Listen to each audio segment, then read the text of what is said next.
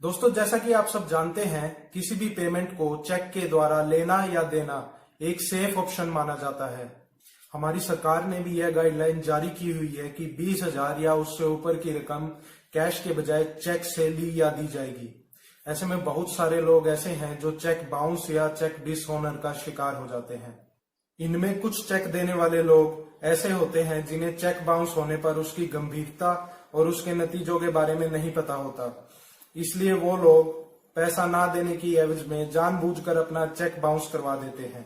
ऐसे लोगों के खिलाफ नेगोशिएबल इंस्ट्रूमेंट्स एक्ट 1861 और इंडियन पेनल कोड 1860 में प्रावधान दिए गए हैं, जिनके बारे में मैं आज आपको इस वीडियो में बताने जा रहा हूं। तो चलिए, लेट्स ग्रो विद लॉ। सबसे पहले दोस्तों हम बात करते हैं कि चेक बाउंस होता क्या है। तो दोस्तों, जब भी आप किसी के नाम से चेक जारी करते हैं तो वो जाकर उस चेक को बैंक में लगा देता है। तो अगर आपके बैंक अकाउंट में सफिशिएंट बैलेंस नहीं है तो बैंक उस चेक को डिसऑनर कर देता है। इसी को कहा जाता है चेक बाउंस होना। लेकिन चेक बाउंस होने के लिए सिर्फ बैंक में बैलेंस ना होना ही एक रीजन नहीं है। चेक बाउंस होने के कई रीजंस हो सकते हैं। जैसे फर्स्ट नंबर पर अकाउंट में बैलेंस ना होना तो है ही, लेकिन सेकंड नंबर पर यह हो सकता है कि आपके अकाउंट में बैलेंस तो है पर वो बैलेंस चेक में भरे हुए अमाउंट से कम है। थर्ड नंबर पर अगर आपने कोई चेक जारी किया है और उस चेक पर आपने अपने सिग्नेचर अच्छे तरीके से नहीं किए हैं तो भी आपका वह चेक बाउंस हो सकता है। In other words, signature mismatch can also be a reason for your cheque bounce. Fourth number पर अगर चेक देने वाला बंदा आपको चेक देने के बाद अपना अकाउंट क्लोज करा देता है तो यह भी चेक बाउंस होने का एक कारण है। तो अगर आप कभी चेक जारी करते हैं और बैंक आपके चेक को किसी भी वजह से बाउंस कर देता है या डिसऑनर कर देता है तो उसे आम भाषा में चेक बाउंस होना कहा जाता है। तो चलिए अब हम बात करते हैं कि अगर आपको कोई चेक मिला है और आपने उसे बैंक में लगा दिया है और वो बाउंस हो गया है, तो आप ऐसा क्या कर सकते हैं जिससे कि आपके पैसे मारे ना जा सके। तो चलिए मैं स्टेप बाय स्टेप आपको ये बताता हूँ। सबसे पहले तो जो चेक आपने बैंक में लगाया है, अगर वो बाउंस होता है तो आप बैंक में जाके इसकी स्लिप ले लीजिए, जिसे मीमो कहा जाता है।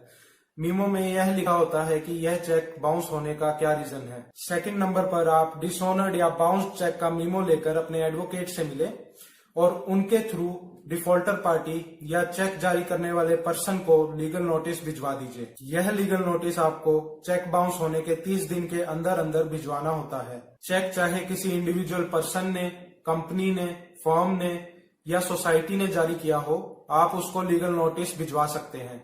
और जहां तक बात है आपके एडवोकेट की फीस की कि वो कितनी होनी चाहिए, तो दोस्तों मैं ये आपको बताना चाहूंगा कि आपके एडवोकेट की फीस डिपेंड करती है आपके एडवोकेट के एक्सपीरियंस और नॉलेज पर।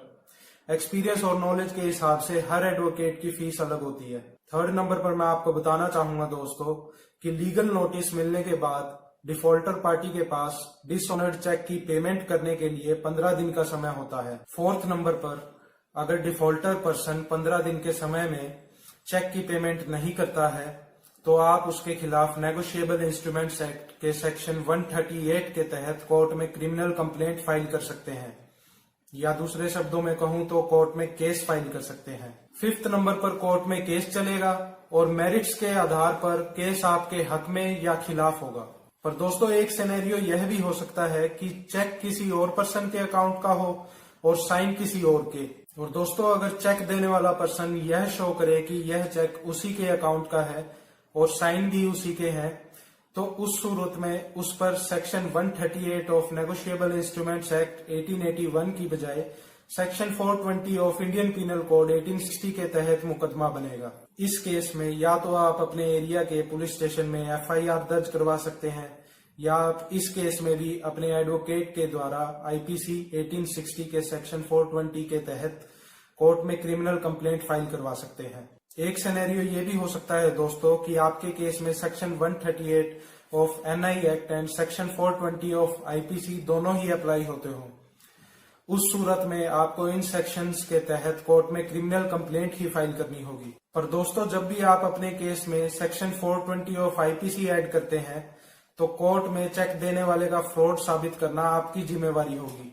और हाँ दोस्तों, मैं आपको यही सजेस्ट करूंगा कि आप अपना केस स्ट्रांगली लड़ने के लिए किसी अच्छे एडवोकेट को ही हायर कीजिए, क्योंकि कुछ लोग फीस बचाने के चक्कर में उस एडवोकेट को हायर करते हैं जिसकी फीस सबसे कम हो, लेकिन बाद में जब वे लोग केस हार जाते हैं तो वे पाते हैं कि जितनी उन्होंने फीस बचाई थी उससे ज्यादा तो उनका चेक अमाउंट ही था जो उन्हें नहीं मिला।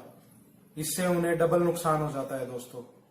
एक चीज का ध्यान आपको और रखना है दोस्तों कि चेक अगर आपको डोनेशन या गिफ्ट में मिला है तो आप उसके बाउंस होने पर केस फाइल नहीं कर सकते।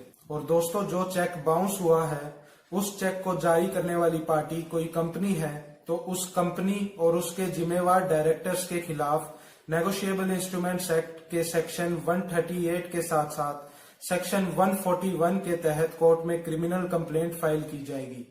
तो चलिए दोस्तों, अब चेक बाउंस होने पर पनिशमेंट की बात कर लेते हैं। आपके केस में अगर कोर्ट आपके हक में फैसला सुनाती है तो फर्स्ट नंबर पर अगर आपका केस नेगोशिएबल इंस्ट्रूमेंट्स एक्ट के सेक्शन 138 या सेक्शन 141 या दोनों के तहत फाइल हुआ था तो कोर्ट चेक जारी करने वाले पर्सन को 1 साल तक की सजा और चेक अमाउंट की पेमेंट जो बढ़ाकर 2 साल तक की सजा और चेक अमाउंट का डबल पेमेंट तक कर सकती है।